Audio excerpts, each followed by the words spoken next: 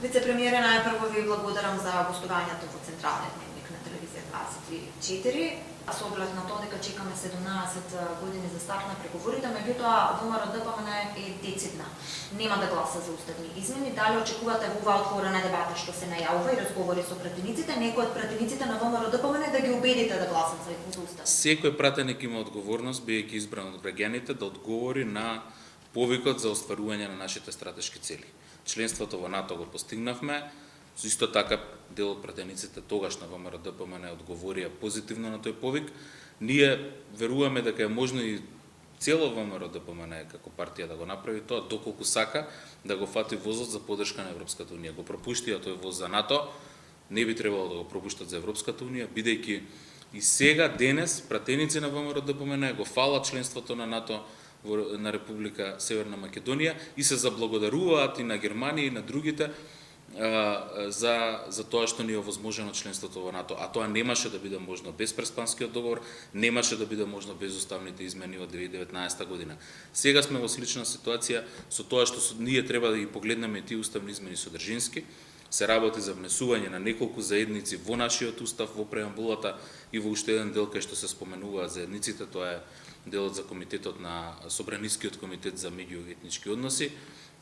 Мислам дека содржински тоа не е на ниту еден начин проблематично, за да ние го усвоиме и да продолжиме со преговорите со Европската унија. Да, значи вие верувате дека може би целата ВМРО-ДПМН може да ја убедите да гласа за уставни измени. Ние ќе го држиме активен повикот и ќе се обидуваме постојано да работиме со сите пратеници и со сите политички партии на остварување на овој консензус, бидејќи веруваме дека веќе имаме консензус за членство на Северна Македонија во Европската унија. Да се навратиме кај преговарачките тимови, знаеме дека во овој период се екипирате. Што имаме конкретно? Имаме ли екипирана група и кој ќе биде начело на кој ќе биде политички, а кој ќе биде технички преговори со оглед на тоа дека сега работите се променет? Она што можам да ви го кажеме дека наредната недела во понеделник има тематска седница на владата на која што ќе утврдиме преговарачката структура. Таа ќе трпи измени во однос на она што беше усвоено во 2018 и 2019 година. Секако главната одговорност за водење на преговорите има владата и логично и законски секретаријатот за европски прашања ќе има централна улога во тоа. Меѓутоа деталите и сите да речам баланси и поставености во таа преговарачка структура ќе ги разговараме откако ќе бидат усвоени од владата. Може би од прилика една најава, дали ќе останат две личности како што беше претходно за технички и политички или ќе биде вратите на една личност? Не можам тоа се уште да ви го кажам, ќе го објавиме во понеделник по седницата на влада.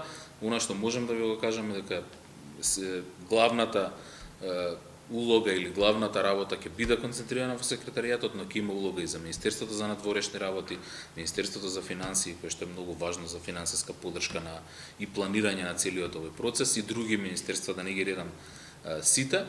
Секој ќе има своја улога, но координацијата ќе биде тука.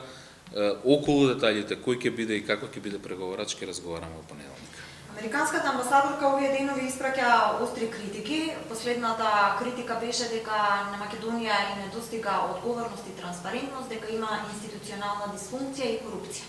И дека представниците на македонските политичари треба да ги исполнуваат европските критериуми за членство. Како ја коментирате оваа изјава која што доаѓа од Вашингтон? Секоја изјава, секој меѓународен извештај кој што доаѓа од пријателска земја, го прифаќаме со внимание, го разгледуваме со внимание и го земаме како еден вид на водич за натамошните чекори како да подобриме ситуацијата. Соединетите држави се наш стратешки партнер, главен партнер и секоја изјава од било кој американски представник ја сваќаме многу сериозно и ја прифаќаме таква каква што е со цел да ги подобриме работите. Ние и со амбасадата на САД, и со делегацијата на ЕУ, и со други амбасади работиме на овие прашања. Бараат квалитетни реформи. Имаме ли ние капацитет конечно да спроведеме квалитетни реформи? Имаме многу реформи направени во последните 5 години. Оваа држава изгледа многу поразлично од она што изгледаше во 2016-17 и мислам дека сме покажале капацитети до сега. За жал имавме и крупни прашања со соседите кои што ги решававме, имавме и други проблеми како што беа ковид кризата и се околу пандемијата. Имаме и денеска проблеми околу војната во Украина но и покрај тоа имаме направено многу чекори. Дали е тоа доволно? Секако не. Дали имаме уште многу работа? Секако да. И втокму тоа треба да ни го овозможи процесот и на скрининг и на зачленување во Европската унија, сите овие прашања кои што не се решаваат за кратко време или преку ноќ, како што се корупцијата, како што се поголема транспарентност, иако имаме многу направено и за тоа, како што се владењето на правото. Целта на овој процес е токму да имаме повидливи резултати и резултати што ќе ги почувствуваат сите граѓани токму на овие теми. И затоа еве и во процесот на скрининг ние треба во првите месеци од скринингот да изработиме и патока за владење на право, патока за реформи во јавната администрација, патока за функционирање на демократските институции. Тие документи и треба да ни помогнат да ни бидат водич како доследно да ги исполниме критериумите и како навистина да направиме суштинска промена, да не бидат тоа само документи, туку да бидат водичи како да направиме суштинска промена. Не можеме да го избегнеме прашањето за македонците во Албанија со оглед на тоа дека изминатата недела 10 дена од таму имаше пораки дека се врши тивка асимилација, нивна асимилација, имаше посети од страна на шефот на дипломатијата и пораки од владата дека ќе се заложите за македонците во Албанија. Во најава се и разговори со официјална Тирана, како конкретно ќе им се помогне на луѓето таму, дали ќе разговарате и со официјална Софија, со оглед на тоа дека станува збор за, како што велат тие бугарски пасоши. Видете, македонците во Албанија, јас го кажав, тоа се етаблирана заедница која што има и своја политичка партија и политички представници во институциите на Албанија, има и градоначалник македонец таму и луѓето слободно се декларирале секогаш како македонци. Тоа го очекуваме да се овозможи на пописот кој што доаѓа во Албанија, да може да се слободно се изјаснат како македонци и секако имаме и гаранции и намера од албанската влада дека тоа ќе се овозможи, затоа што и до сега било така.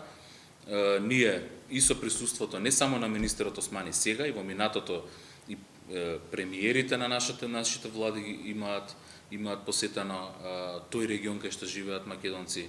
Имаме вложено и во едукација на македонски јазик таму. Ке има и на тамошни посети, нема да биде последна таа на министерот Османи, ке има и повеќе министри што ќе направат посети таму и ќе направиме и конкретни чекори да помогнеме на таа заедница за да живее подобро и секако да ја развива својата култура и идентитет. Софија исто така настапува таму со своја агенда, пак ќе кажам, секој кој што се одлучил да земе бугарски пасош има право и да се изјасни како бугарин, се разбира. Ние знаеме зошто се земаат тие пасоши претежно исто како и кај нас, меѓутоа мислам дека е најважно да имаат слободна можност сите граѓани таму да се изјаснат слободно како се чувствуваат. Тоа е за нас најважно, а секој кој што се чувствува како бугарин или македонец или албанец или како било, тоа е веќе лично право. Наша должност е да ги заштитиме луѓето кои што сакаат да се изјаснат како македонци, тоа да им се овозможи да го направат. Моето последно прашање е најавата од официјална Софија за македонците кои што се изјаснуваат со бугарско потекло дека можат во следниот период да учат бесплатно на нивните универзитети. Една ваша што мислите? Видете, има повеќе програми за стипендии и ние сме давале како држава и се уште даваме можности за стипендирање на македонците надвор од Северна Македонија за да студираат тука на македонски. Тоа е право на секоја држава. Ние не треба тоа во никој случај нам да ни предизвикува било каква главоболка или негодување. Правото на образование е право на образование. Ние треба да ги зајакнеме нашите можности за да им дадеме шанса на луѓето кои што сакаат надвор од нашите граници да учат тука на македонски и да се изјаснуваат како македонци, да им помогнеме да го направат тоа.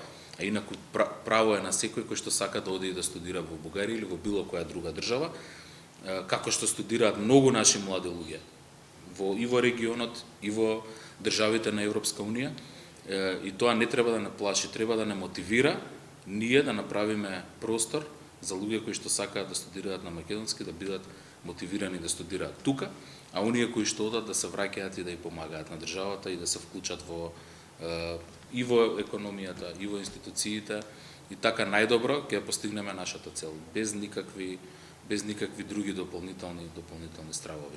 Северна Македонија е независна држава, демократска држава која што е членка на НАТО и сака да биде членка на Европската унија, и така треба и да се однесуваме, со самодоверба и со желба да помогнеме на нашите луѓе и на нашите државјани и на нашите луѓе што повеќе да се чувствуваат блиски и врзани со државата. Благодарам. Благодарам и вам.